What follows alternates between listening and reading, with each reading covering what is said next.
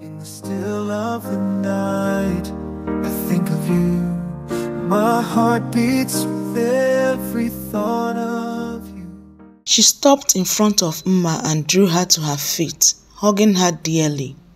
"Has everyone met my new daughter?" she called, and everyone responded accordingly. "She is lovely, isn't she?" she asked boldly, laughing at their comments. She drew Mma to her side. Mma was too stunned to speak. She could see Uche smiling at her like, "I told you so." "Surprised?" Rose whispered to her. "Come with me," she said, and Mma followed her. "You may call me Rose." "Everyone does, unless you would rather call me Mother," she said as they entered the kitchen.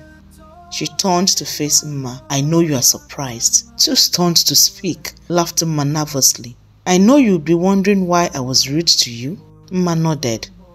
"The truth is, I was very glad he brought you to Eva's party rather than Angela." "Now I am really shocked," said Mma. "Let me shock you further. Even then I wasn't sure you were not another Angela. But after my visit, I was convinced you are the best my son could have." "But you left angry that I was impressed you care for my son and not for what he is." "Still, I brought him. I did as you asked," Mma said, praying the woman didn't change her mind and believe she was here to hold her to her promise. "But I didn't do it to sell my clothes. I know. I invited him myself with a threat only a mother can pull off." "What threat?" "You see, my son is a stubborn man and likes to be in control always. He never liked people telling him what to do or how to live his life. He hates it most when he feels his decision has been influenced by someone. You know what I mean?" "I think I do." "Of course, it doesn't mean he doesn't listen to good advice." "I know what you mean." Mma's eyes narrowed in understanding. It was then clear to her why Rose practically labeled Angela her daughter-in-law at Eva's party. He must have been a handful growing up. He was more than a handful. There were 4 of them plus Eva, she laughed, remembering. "4 of them?" Mma asked, puzzled. "His friends, Stanley and Charles. I practically raised them. And my adopted son, Chuck." Mma laughed at some of the pranks Uche and his friends pulled when they were younger, and she was still laughing at what Rose told her when Uche walked in. "How could you, Mom?" "What?" Rose asked with a mischievous twinkle in her eyes. "You are telling her all my childhood secrets. Next, you'll be showing her those horrible pictures you took of me when I was a child." "Now that you have reminded me, I will do just that. You just there." Uche looked quite shocked and his mother laughed. She turned to Mma. "Maybe not today, but do remind me to show you some other time. I wouldn't dare forget." "In that case, I'd better get you away from her before she does just that," Uche said, leading her out of the kitchen. As they were coming out, they bumped into Uche's father, who immediately whisked her away, pressing a drink in her hands. It pained her that the man might yet be disappointed when she told Uche she was not going to marry him. She thought, trying to see where Uche was, but she didn't see him, and his father distracted her with his comments. "I saw this coming. You have my blessings." "Thank you," she told him, wishing that he would stop talking about the marriage. She looked around for Uche because she needed rescuing from his father. There was something very fatherly about him that threatened her emotions.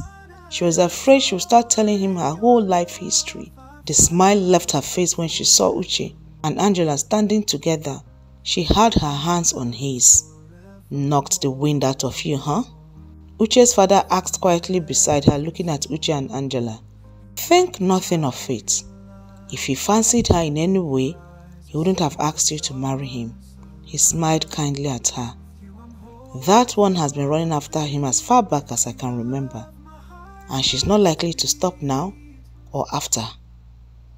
Maybe he's right, she thought bitterly. But Uche didn't have to encourage her.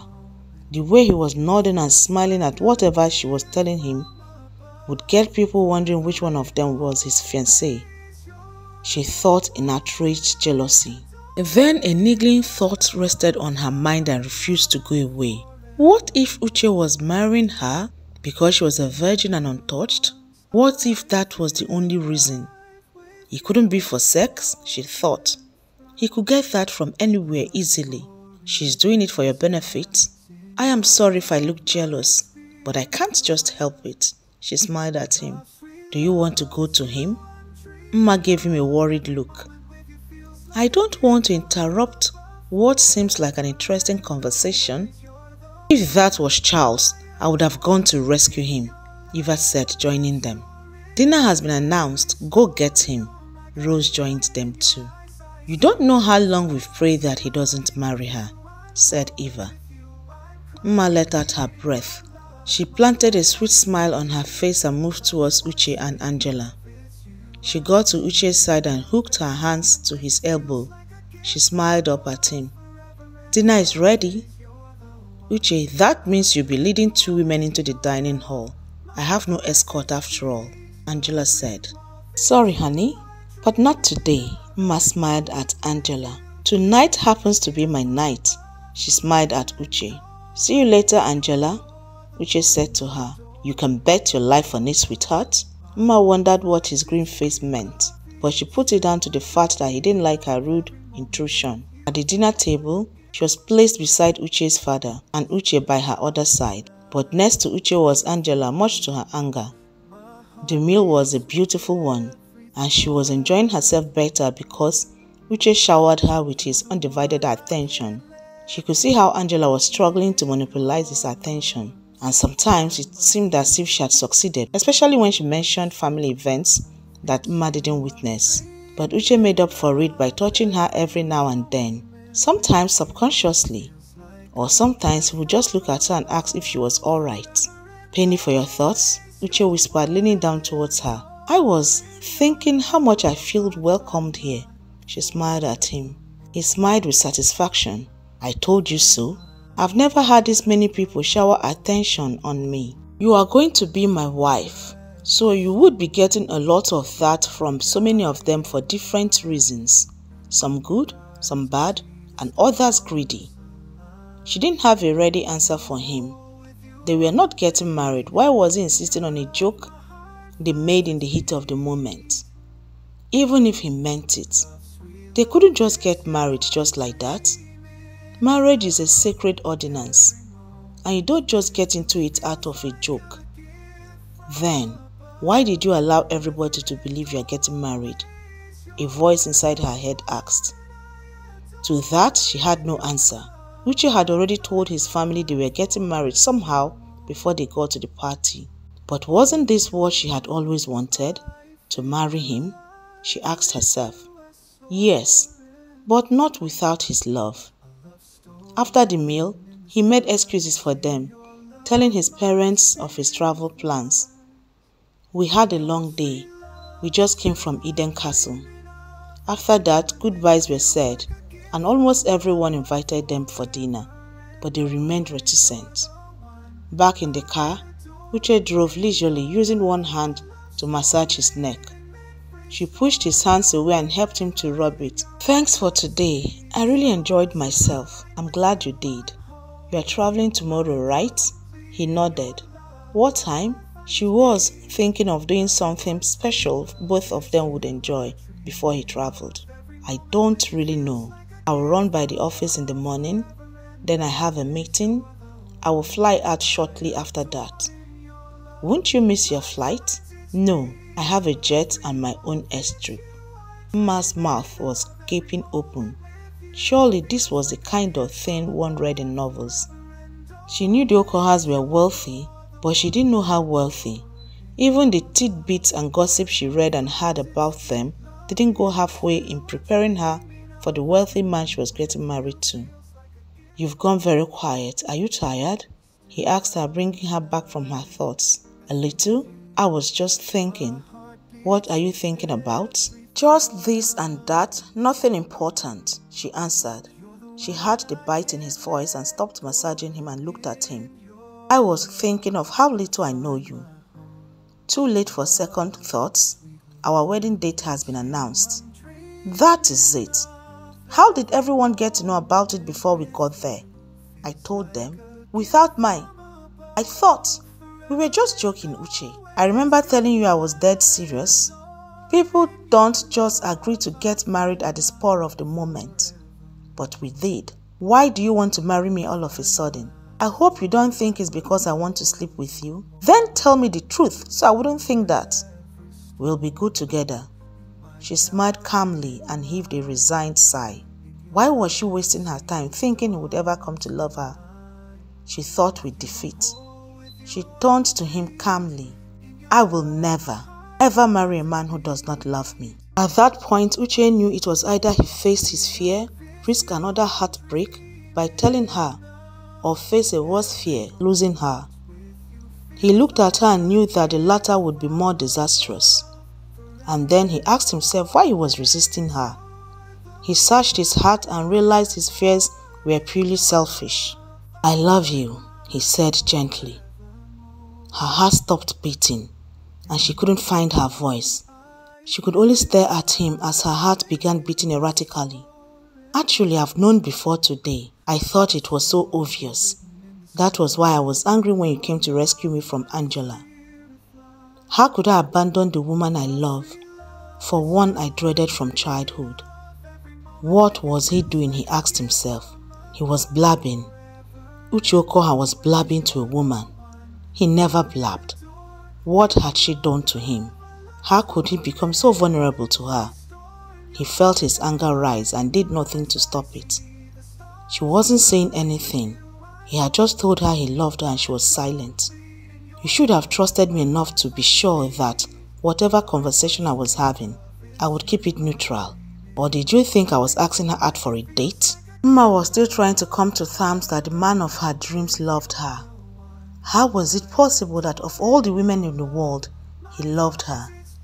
She turned to him with stars in her eyes, only to meet his angry ones, and she was startled for a moment. Coming to drag me away from her showed insecurity on your part. You should have trusted me to come get you once it was time for dinner. Then understanding dawned on her. She smiled at him. She saw it. The fear that comes with love. The fear of rejection and heartbreak. Angela is the least important person right here now. Right now, all that matters is you and I, and that we love each other. I love you. I want you to know there is nothing, and there isn't going to be anything between me and Angela. It is you I want and love. Do you believe me? She kissed him for a reply, and he held on for dear life.